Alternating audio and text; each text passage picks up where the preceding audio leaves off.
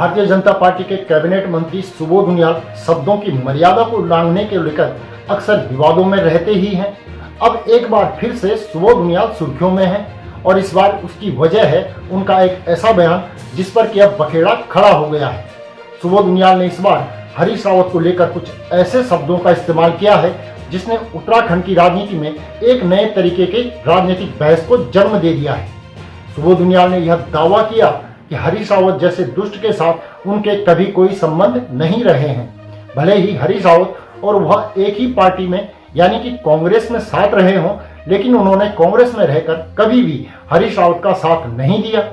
सुबोध उनियाल के इस बयान के बाद कई तरीके के अर्थ निकाले जा रहे हैं और सुबोध उनियाल ने तो यहाँ तक हरीश रावत को नसीहत भी दे दी कि रावत को अब सीधे सीधे राम का भजन करना चाहिए।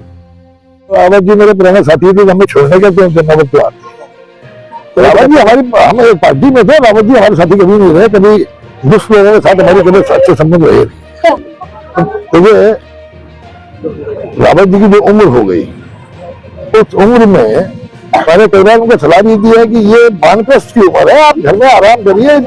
और अगर मेरी सलाह पहले मान लिए होते तो कम से कम 3 चुनाव में हार का सामना न करना पड़ता। अगर 2017 के चुनाव में भी कहा था कि आप संन्यास ले लीजिए, तो दोनों चुनाव हार गए। फिर मैंने 2022 में भी कहा कि बेहतर होगा तो आप संन्यास ले लें, और नहीं माने, फिर चुनाव लड़े, फिर हार गए। इसलिए अभी भी मेरी सलाह उनको यही है कि आराम से राम भजे।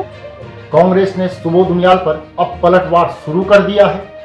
ये ना सिर्फ हरीश रावत जी का व्यक्तिगत अपमान है, बल्कि हर उस व्यक्ति का अपमान है जो राजनीति में शालीनता, संस्कार और शुचिता की अपेक्षा रखता है। एक काबीना मंत्री के स्तर के व्यक्ति से इस तरह की भाषा की अपेक्षा कम से कम उत्तराखंड के देवभूमि के लोगों को तो नहीं है। ऐसे में भाजपा को चाहिए कि वो अपने मंत्रियों का, अपने कार्यकर्ताओं की भाषा शैली पर खास ध्यान दे और उन्हें संस्कार की और संयम की परिभाषा सिखाए। और सुबोध उनियाल को यह चाहिए कि वो दूसरों को वानप्रस्थ में जाने की सलाह देने से अच्छा है कि अपने परिवार में अपने बुजुर्गों का सम्मान करना सीखें। क्या ऐसी ही भाषा अपने परिवार के बुजुर्गों के लिए तो नहीं बोलते सुबोध उनियाल? और अपने आप को क्या चिर युवा समझ रहे हैं सुबोध उनियाल?